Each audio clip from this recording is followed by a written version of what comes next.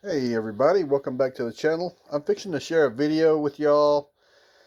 It is a video of my coworker and good friend and neighbor who's a true outdoorsman. He does reenactments. He'll kind of explain a little bit of that to y'all in one of his videos, Civil War and such. He was also in a movie called The Alamo. If y'all have ever seen the movie The Alamo, he is one of the people in The Alamo, and his name is Claver. He's also been in one of my YouTube videos when we did some outdoors things with stuff that you can eat and medication that you can use outdoors here a while back. So with that being said, y'all enjoy his pictures and video. God bless y'all. So I'm getting ready to pitch my wedge tent here at deer camp. We're in Centerville, Texas, about halfway between Dallas and Houston. And I wish I had somebody here to video while I was putting it all up, but I don't. So I'll just have to do it in step by step. But anyway, this is what it looks like laid out. It's a 10 by 10 with a 3-foot bale in the back, 7 foot tall in the center. It's a copy of a Revolutionary War wedge tent. Now, what I've done is I've staked the 4 corners out.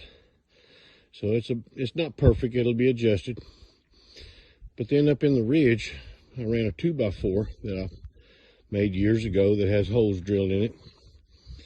And I've inserted these blue uprights, one on each end. And they are 7 foot tall. And they've got a steel rod in them that goes out through the 2x4 and out through a grommet in the top. Now I can add decorative finials up there, or I can use those as an attachment point to an awning to put it out whenever I get it set up. Well, I finally got my tent put up, and we've already been out on a couple of hunts, but I'll show you a little bit about my camp. In the meantime, if you look over my shoulder, you'll see this is our cooking area. This is our kitchen, and my buddy, he's living in a little lean-to underneath it in the back, and we got our campfire and got our cooking stuff set up, and we can cook just about anything right there on that open fire. So let me get this thing turned around and we will take a look at the tent. The only thing that I don't need is a small wood burning stove that goes in the back, and I would have to have an asbestos smoke flap put in the bale back there so the smoke can go out. But here in East Texas, it doesn't get that cold, fortunately. So I just make do with a couple of extra blankets, and it has served me well. It really has. So I hope you enjoyed this. We're going to try to post some more pictures and some more videos as we get throughout the weekend. And maybe we'll actually get lucky enough to get something, but this weekend's more about camaraderie and friendship and just visiting with my friend and having a good time and being out here in nature and enjoying it. Thank y'all. All right, here we go with my tent where I'm staying at. This is the A-frame that was laid out flat. Once it's laid down flat and the 4 corners are staked out and the poles are put in like previously mentioned, I have to literally climb underneath it on my hands and knees and get in the middle and grab those poles and try to lift them up very carefully, not to split the ends of the ridge pole. It can happen. It hasn't happened to me, but I've got a couple of camp boxes here that's got all of my cooking and kitchen equipment in it. That right there, the tent goes in it, and then after the tent comes out and gets set up, I usually use it like a storage chest for all the food that we bring. And there's one of the shoulder bags that I carry when I go out that carries all the extra stuff. There's my shooting bag and my powder horn that I made from a buffalo. And now let's go inside and take a peek.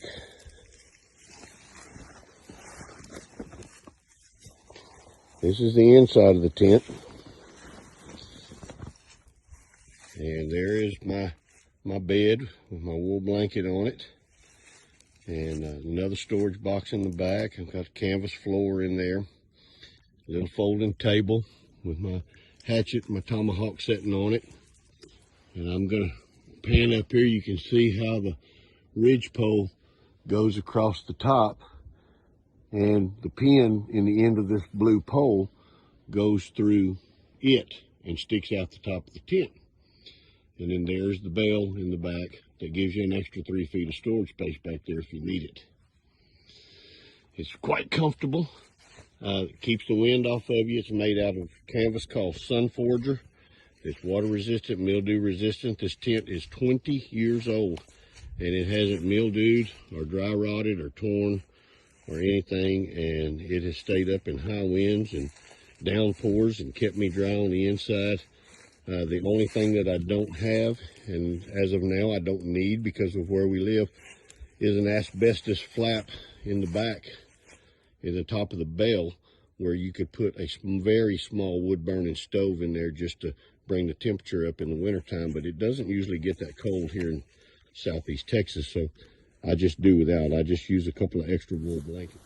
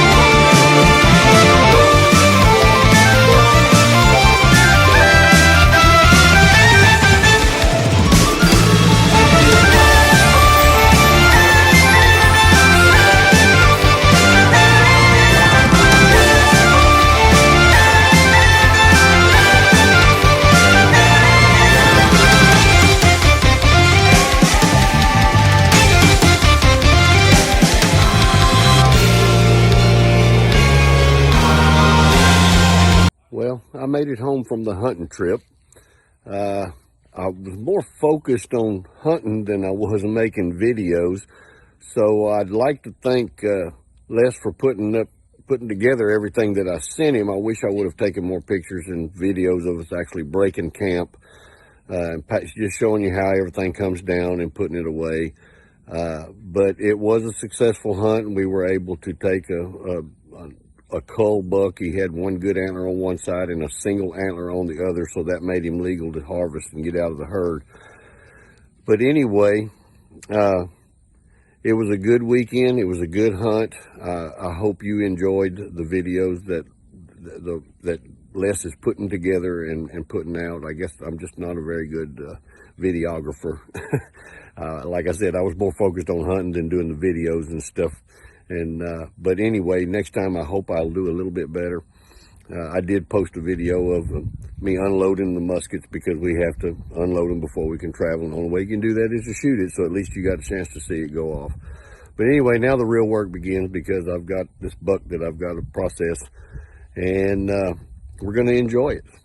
So again, thanks for watching the video, and hopefully next time I'll be able to do a little bit better job and get you more video and more footage of what's going on. All right, thanks a lot, and we'll see everyone later. Bye.